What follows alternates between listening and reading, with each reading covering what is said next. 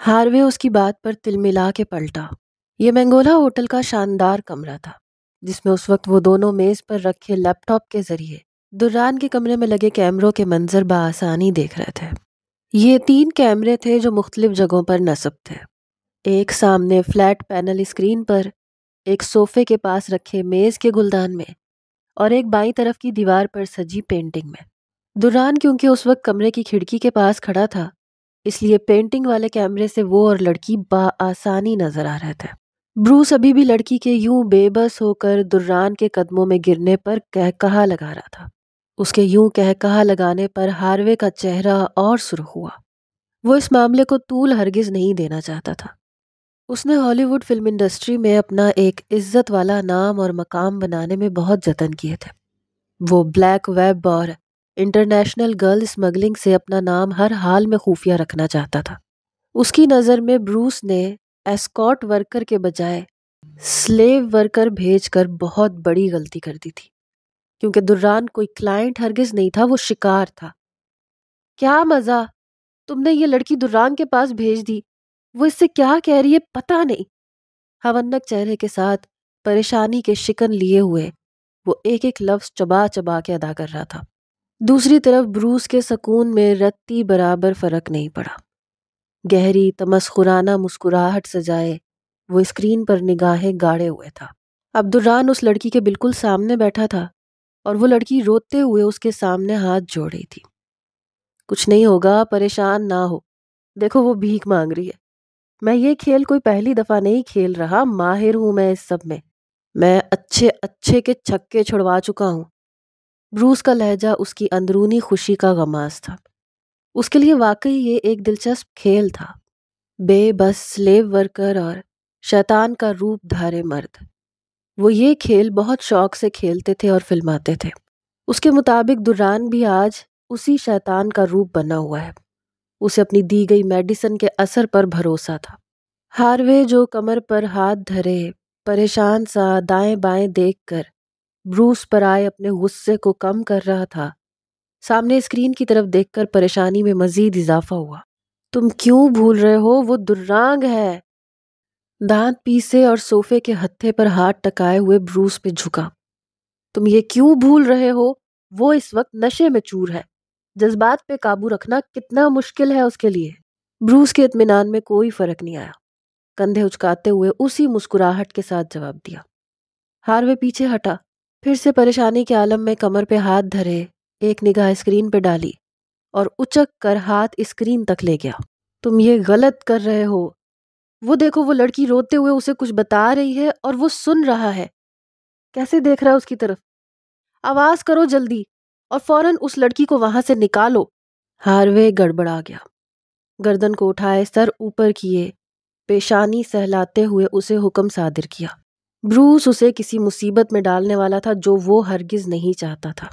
بے چینی سے وہ کمرے کے چکر کاٹنے لگا۔ لو دیکھ لو اپنے درانگ کو، ایسے ہی فکر میں گھل رہے ہو۔ دیکھو دیکھو درانگ کے کردار کی مضبوطی، زیرو۔ ہاروے کی پرسکون خفیف سے کہے سمیت آنے والی آواز پر وہ یک لخت رکا، نگاہ برق رفتاری سے اسکرین پر گھومی۔ دران نے اس لڑکی کو باہوں کے حصار میں بھینچا ہوا تھا اور وہ تڑپ رہی تھی، خود کو اس سے الگ کرنے کے لیے کوشاں تھی، لیکن دران کو کوئی ہوش نہیں تھا۔ اس کی گردن پہ سر جھکائے ہوئے وہ اس کی کمر پر بازوؤں کی گرفت مضبوط کر رہا تھا۔ لائیو چلو جلدی، ہاروے نے دانت نکالے۔ پریشانی ایک دم سے ختم ہوئی، ہاتھ کے اشارے سے بروس کو حکم دیا اور خود اسکرین پر نگاہیں جمائے ہوئے ہی اس کے ساتھ بیٹھ گیا۔ درانگ rape the girl, live per caption لکھتا ہوں۔ ہاروے کی انگلیاں تیزی سے لیپ ٹاپ کی بورڈ پر کود رہی تھیں۔ پیچ اور سفید رنگ کے امتزاج لیے اس دلکش کمرے کے چمکتے فرش پر وہ میرون رنگ کے جھلملاتے باریک ستاروں والے گاؤن میں ملبوس پیشانی فرش پہ ٹکائے ہوئے تھی۔ وہ مسلسل رو رہی تھی، ٹوٹی پھوٹی انگریزی زبان میں اس سے رحم کی بھیک مانگ رہی تھی۔ مگر کیوں؟ وہ الجھی نگاہوں سے اسے گھورتا ہوا اب ایک پنجے کو اٹھائے اور ایک ہتھیلی کو فرش پر رکھے اس لڑکی کے سامنے بیٹھا تھا۔ دایاں گھٹنا بائیں گھٹنے سے تھوڑا اوپر اٹھائے، مضطرب نگاہوں سے ایک ابرو اچکائے کمرے کا جائزہ لیا۔ یہ لوگ لیزا سے یہ اداکاری کس لیے کروا رہے ہیں؟ اس کے مطابق سامنے موجود یہ لڑکی بروس اور ہاروے کا مہرا تھی۔ اسے لیزا سے کسی بے باک جسارت کی توقع تھی جس پر وہ اسے دھکا دے کے خود سے الگ کرتا، لیکن یہ کیا؟ یہ منظر اس کی سوچ کے بالکل برعکس تھا۔ روتی ہوئی لڑکی کو اپنا شباب یا حسن دکھانے کی کوئی فکر نہیں تھی، وہ تو زار و قطار روئے جا رہی تھی۔ اس سے پہلے کہ اس کی الجھن مزید بڑھتی، وہ بول اٹھا، میں نہیں جانتا تم یہ اداکاری کیوں کر رہی ہو، ایسا کرنا بند کرو مس لیزا۔ دران نے روانی سے انگریزی زبان میں کہا۔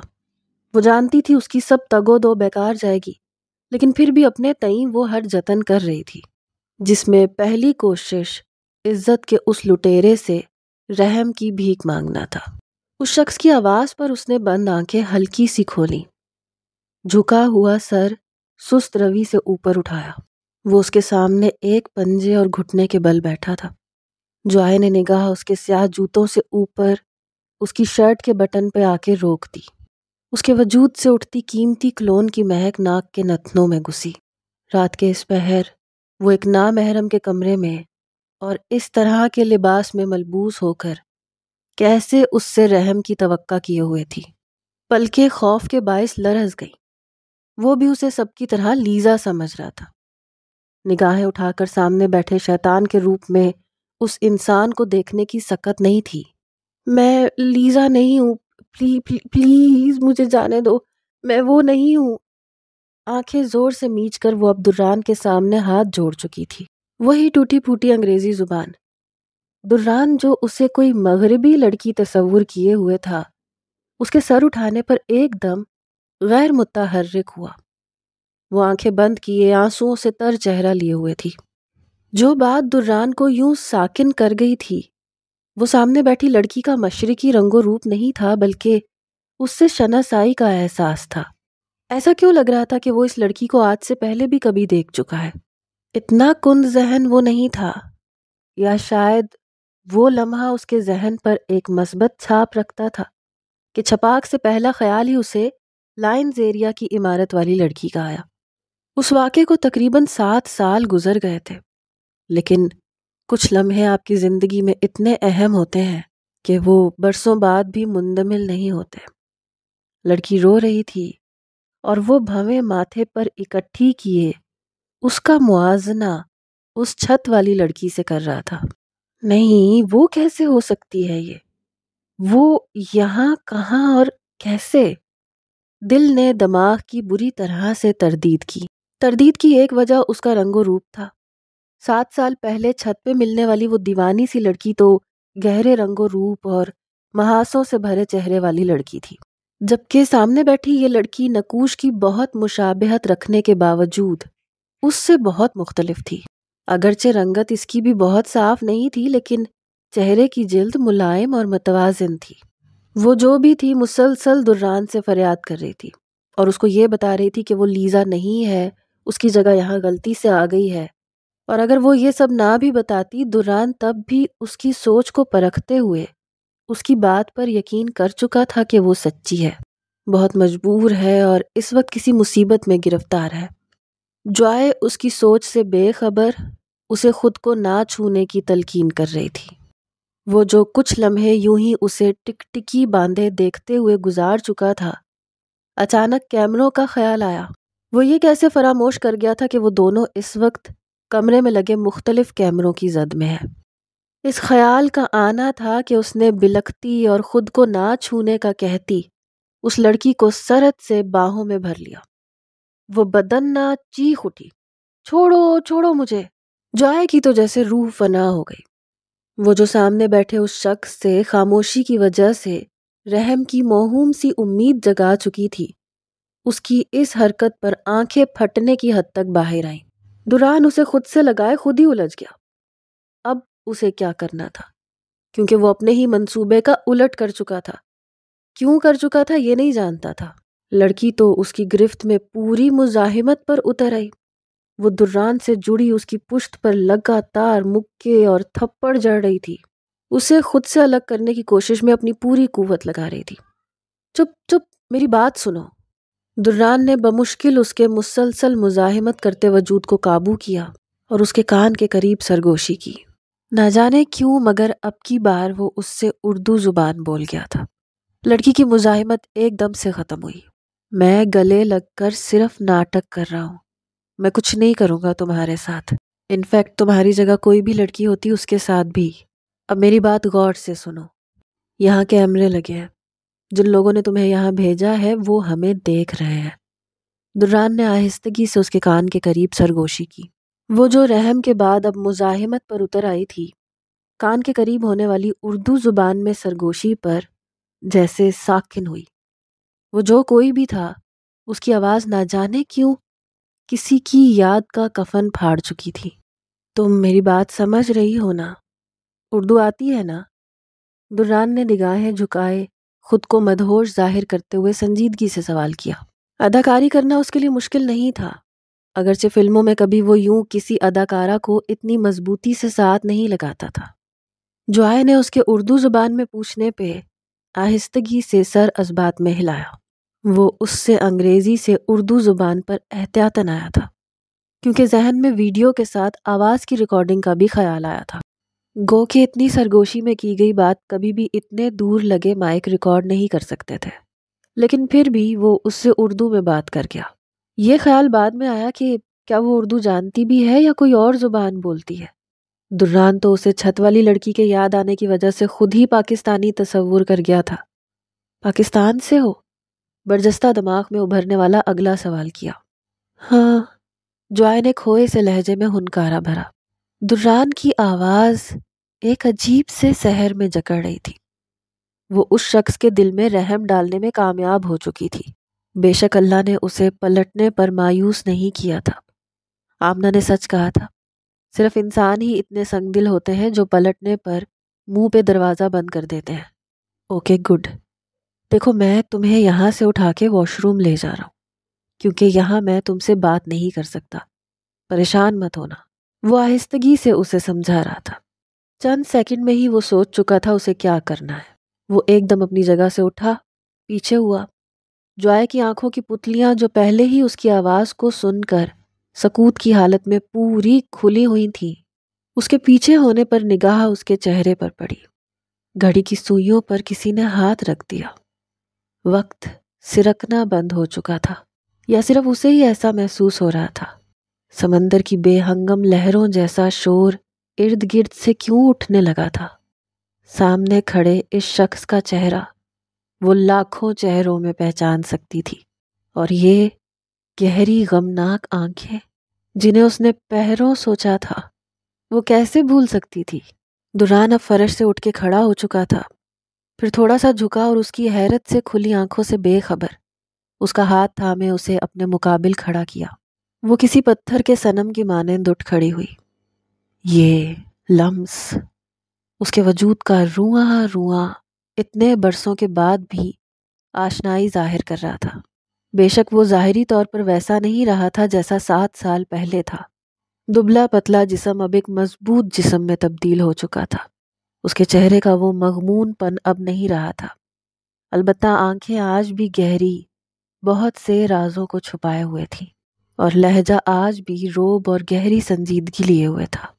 دعائیں قبول ہوتی ہیں، ہمارا ایمان ہے دعا تقدیر بدل دیتی ہے۔ قبولیت کا ایک وقت مقرر ہے، اور وہ وقت وہی جانتا ہے جس کے کن کہنے سے کایا پلٹ جاتی ہے۔ وقت رک جاتا ہے، سمندر 2 حصوں میں بٹ جاتا ہے، زمین پھٹ جاتی ہے، ظالم غرق ہو جاتا ہے، اور حضرت عیسیٰ کو زندہ اوپر اٹھا لیا جاتا ہے۔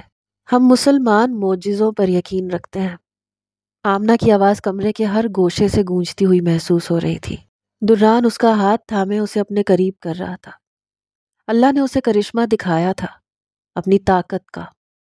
بے شک کوئی مصیبت بڑی نہیں ہوتی، صرف وہ بڑا ہے۔ اس دلدل میں جہاں وہ اتنے دنوں سے دھنس رہی تھی، اللہ نے اس کا مددگار بھیج دیا تھا۔ اور وہ بھی کون؟ وہ شخص جسے اس نے روح کی گہرائیوں سے چاہا تھا، جسے راتوں کو جاگ کر بالکنی پہ سر شام کھڑے رہ کر چھت کی ٹوٹی اینٹوں کو تکتے ہوئے سوچا تھا، جسے پہروں کھوجا تھا، جسے کلیساؤں میں صلیب کی نوک پہ ماتھا ٹکائے مانگا تھا، جس کی کھوج میں وہ اللہ سے جڑی تھی، جس کی ایک جھلک دیکھنے کے لیے جائے نماز پر سجدہ ریز رات کے درمیانی پہر میں مانگا کرتی تھی۔ اس کی 2 دعاؤں کی قبولیت کی گھڑی ایک ہی تھی۔ دران نے ایک جھٹکے سے اسے گود میں اٹھایا۔ وقت نے ریل کا سرا چھوڑا تو وہ گھوم کر ماضی کی اس گھڑی سے جا ٹکرائی، وہ گھڑی جو آج تک اس کے دل کے نہا خانوں میں کسی قیمتی یاد کی طرح سجی تھی۔ وہ اسے اٹھائے چھت سے نیچے پھینکنے کے لیے جا رہا تھا۔ دعائیں قبول ہوتی ہیں، ہر مصیبت میں، ہر پریشانی میں ہم اللہ کو پکارتے ہیں، لیکن اس کا شریک نہیں ٹھہراتے۔ بے شک اس ذات پاک کا کوئی ہمسر نہیں ہے، اور شریک ٹھہرانا گناہ کبیرہ ہے۔ آمنہ کی میٹھی آواز گونج رہی تھی۔ دران اسے گود میں اٹھائے کمرے میں موجود واش روم کی طرف بڑھ رہا تھا۔ یہ کہا جا رہا ہے اسے اٹھا کے؟ ہاروے نے ہاتھ کا اشارہ سامنے اسکرین کی طرف کیا اور گڑبڑا کے ساتھ بیٹھے بروس سے سوال کیا۔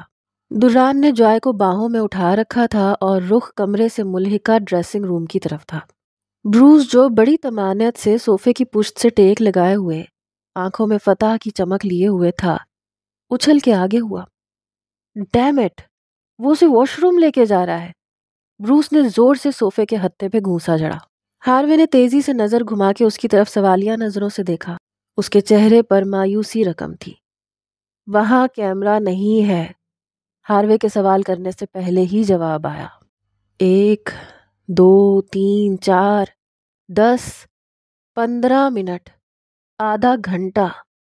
وہ خالی کمرے کی ویڈیو پر منتظر نگاہیں جمائے بے چین بیٹھے تھے، ایسے جیسے کوئی دانہ ڈالنے کے بعد شکار کا انتظار کرتا ہے۔ بروس کی ایک ٹانگ بے چینی سے ہل رہی تھی۔ انتظار کی کوفت سے ہاروے کی پیشانی پر بل گہرے ہو رہے تھے۔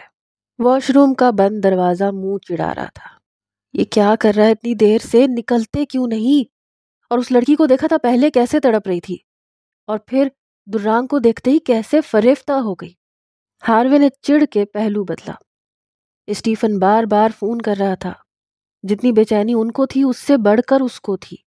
وہ ان کے کالے دھندے سے تو نا واقف تھا، لیکن اس نے اس سارے منصوبے میں پیسہ لگایا تھا۔ ریلیکس، بروس نے پرسوچ نگاہیں لیپ ٹاپ پر جمائی۔ شٹ اپ، کس چیز کا ریلیکس؟ آدھے گھنٹے سے یہ خالی کمرہ دیکھ کے سب بھاگ گئے ہیں جتنے بھی دیکھ رہے تھے۔ ہاروے نے بد مزہ صورت بنائی، غسیلی نگاہ بروس پہ جمائی، جو اب تیزی سے اپنی گود میں کھلے لیپ ٹاپ کی پیڈ پہ انگلیاں چلا رہا تھا۔ تم کیا کر رہے ہو اب؟ اس کے پچھلے کلپ کو کاٹ کر اپلوڈ کرنے والا ہوں، بروس نے بنا اس کی طرف دیکھے مگن سے انداز میں جواب دیا۔ وہ دران کے جوائے کو گود میں اٹھانے اور گلے لگانے والے مناظر کی ویڈیو کاٹ کر ایک کلپ تیار کر رہا تھا۔ ہاروے نے نگاہیں پھر اسکرین کی طرف گھمائی۔ واش روم کا دروازہ ابھی تک بند تھا۔ اس کا چہرہ غصے سے سرخ ہوا، بے چینی سے اپنی جگہ سے اٹھا اور میز کی طرف بڑھ گیا۔ سیاہ آسمان پر ستارے بنا چاند کے ٹمٹما رہے تھے، اور آسمان سے نیچے زمین پر اس عالی شان بنگلے کی نہ صرف بتی جل رہی تھی بلکہ ایک ماں کا دل بھی جل اور کڑ رہا تھا۔ کشادہ کمرے میں موجود لکڑی کے بیڈ پر 15 سالہ توصیف سر پر سفید پٹی باندھے آنکھیں موندے لیٹا تھا۔ ہلکے گرے رنگ کا کمبل سینے تک اوڑھ رکھا تھا۔ اس کی رنگت زردی مائل تھی اور پیشانی تک آئی پٹی پر لال بڑا سا دھبا تھا۔ بیڈ کے بائیں طرف صوفے پر سرکاری بوائز اسکول کے ہیڈ ماسٹر اور توصیف کے والد ابرار امجد اترا چہرہ لیے بیٹھے تھے، کیونکہ صوفے کے بالکل سامنے اور کمرے کے وسط میں کھڑی ان کی بیوی ان پہ چیخ رہی تھی۔ آپ نے ابھی تک اس لڑکے کو اسکول سے نکالا کیوں نہیں ہے؟ میں آپ کی جگہ ہوتی دھکے مار کے اس لڑکے کو اسکول سے نکالتی، بلکہ سرٹیفکیٹ بھی نہ دیتی۔ جذباتی مت بنو، نکال نہیں سکتا میں اس لڑکے کو اسکول سے، ابرار امجد نے لہجہ دھیما رکھتے ہوئے کہا اور مضطرب انداز میں پیشانی سہلائی۔ کیا مطلب نکال نہیں سکتے؟ اپنے بیٹے کا حال دیکھیں، کیسے بے سدھ پڑا ہے میرا بچہ اس ظالم پاگل لڑکے کی وجہ سے۔ وہ روحان سی ہوئی، پریشانی سے نگاہ بیڈ پہ لیٹے توصیف پر ڈالی، جس کے سر میں بلہ لگنے سے سر میں 4 ٹانکے لگے تھے۔ خون بہت بہا تھا جس کی وجہ سے وہ نکاہت کا شکار ہو گیا تھا۔ ابھی بھی وہ ادویات کے زیر اثر سو رہا تھا۔ تم بھی اپنے بیٹے کی طرح ہی جذباتی ہو، سمجھنے کی کوشش کرو، یہ معاملہ اتنا سیدھا نہیں رہا جتنا تم سمجھ رہی ہو، ابرار نے پریشان لہجے میں وضاحت دی۔ تمام اقلیتی سٹوڈنٹس تو ایک طرف، آدھے سے زیادہ اسکول توصیف کے خلاف احتجاج پہ اتر آیا ہے۔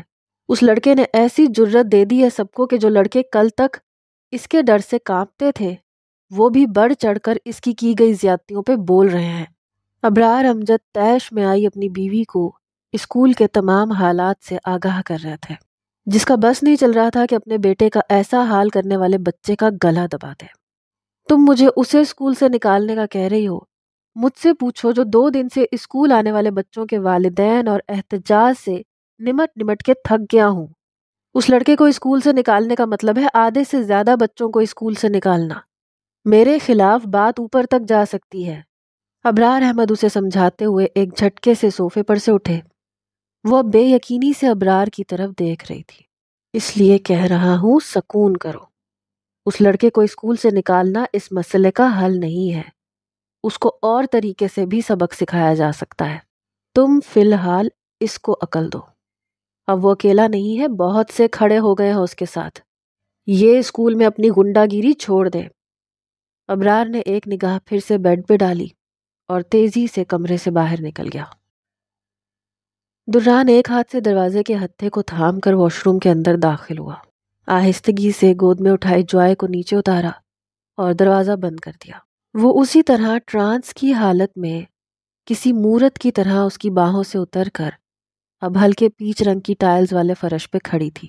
واش روم عام واش رومز کی نسبت بہت کشادہ تھا، البتہ یہاں خنکی زیادہ تھی۔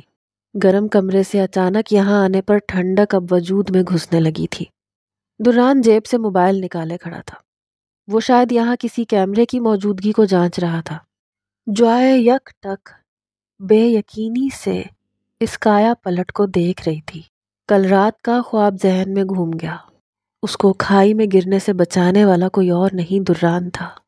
ہاں، یہاں کوئی کیمرہ نہیں ہے، آہستگی سے کہہ کر دران نے موبائل کو پھر سے پینٹ کی جیب میں رکھا، پوری طرح اس کی طرف متوجہ ہوا، جو اسے دیکھنے کے بعد ہونک مجسم جیسی کیفیت میں آ گئی تھی۔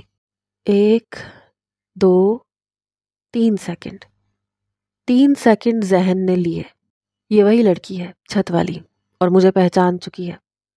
حیرت اس بات پر زیادہ تھی کہ وہ آج بھی ویسی ہی تھی۔ دران نے آنکھوں کی پتلیوں کو سکوڑا، سر جھٹک کے گہری سانس خارج کی۔ اب روئے بنا مجھے ساری بات بتائے، کیا کہنا چاہ رہی تھی باہر؟ کیسے پہنچی یہاں؟ پرتجسس لہجے میں پوچھا۔ کیا اس نے مجھے نہیں پہچانا؟ دل کو اچانک مایوسی نے آن گھیرا، وہ اب اس سے ساری کہانی سننا چاہتا تھا۔ جوائے نے گھبرائی سی نگاہ اس پہ ڈالی۔ آنکھیں، ہاں، اس کی آنکھیں پڑ رہی تھی۔ وہ زندگی میں واحد وہ تھا جس کی آنکھیں اس کو ہمیشہ الجھا دیتی تھیں۔ پاکستان میں ایک چائنیز گروہ ہے جو پاکستان کی لڑکیوں کو شادی کا جھانسا دے کر یہاں لاتے ہیں، میں ان لڑکیوں میں سے ہی ایک ہوں۔ وہ لوگ غریب اور لاچار فیملیز کو پیسوں کا لالچ دیتے ہیں۔ دھیمے مگر مغموم لہجے میں وہ منوان اسے اپنے سفر کی کہانی سنا رہی تھی۔ میری شادی بھی اسی گروہ کے ایک آدمی نے ایک چائنیز سے کروائی تھی، اس نے مجھے یہاں لا کے بیچ دیا۔ وہ سر جھکا چکی تھی، آنسو پھر گال پہ بہنے لگے، لیکن اب کی بار یہ خاموش آنسو تھے، ایسے آنسو جو کسی بہت اپنے کو دکھ سناتے ہوئے بہہ نکلے۔ ہاں، وہ اس کا اپنا ہی تو تھا، اس دیار غیر میں اس کا بہت اپنا۔ وہ ہمتن گوش تھا اور جوائے سر جھکائے اسے ایک ایک لفظ سے آگاہ کر رہی تھی، وہ ساری معلومات بھی دے رہی تھی جو اسے تمنا نے دی تھی۔ اس کمرے تک پہنچنے کا بتانے کے بعد وہ خاموش ہوئی، مگر آنسو نہیں تھمے۔ بار بار ہتھیلی کی پشت سے آنسو گالوں سے صاف کرتی، وہ اتنے دنوں کی بھیانک مسافت کی تھکی ہوئی لگ رہی تھی۔ واش روم کی ٹھٹھرتی خنکی میں ہولناک خاموشی کچھ دیر قائم رہی۔ وہ اب سینے پہ ہاتھ باندھے کھڑا تھا۔ کچھ نہیں ہوگا تمہیں، دران کے ٹھہرے سے لہجے نے خاموشی کا سکوت توڑا۔ جوائے نے لب بھینچے، بھیگی پلکیں اٹھائی۔ وہ لوگ بہت خطرناک ہیں، تمنا کہہ رہی تھی۔ ایک لڑکی جب اس مارکیٹ میں داخل ہو جاتی ہے تو اس کی آزادی موت کے سوا کچھ نہیں۔ سر جھکائے وہ خوفزدہ لہجے میں ان لوگوں کی طاقت سے دران کو آگاہ کر رہی تھی۔ پھر گہری خاموشی سرکتے وقت کو نگل رہی تھی۔ دران کی پیشانی پر گہری سوچ کی لکیریں تھیں۔ وہ بار بار جوائے کی طرف اور پھر دیواروں کی طرف دیکھ رہا تھا۔ میں شاید اس کے لیے ایک مصیبت بن گئی ہوں۔ دل میں ٹیس اٹھی۔ اتنا تو وہ سمجھ چکی تھی کہ وہ اس کی خواہش پر ہرگز یہاں نہیں لائی گئی، لیکن یہ کیمرے، یہ سب بہت عجیب تھا، اس کی شخصیت کی طرح پراسرار۔ جوائے نے اسے یوں مسلسل چپ دیکھ کر نگاہ اٹھائی۔ آپ بس میری اتنی مدد کر دیں کہ مجھے یہاں سے بھگا دیں۔ میں کہاں جائیں گی اس انجان ملک میں؟ کوئی ہے کیا یہاں آپ کا اپنا؟ دران نے سرت سے اس کی بات کاٹی۔ ہاں، آپ بھلا میری وجہ سے خود کو مصیبت میں کیوں ڈالیں گے؟ بس اتنی مدد کر دیں۔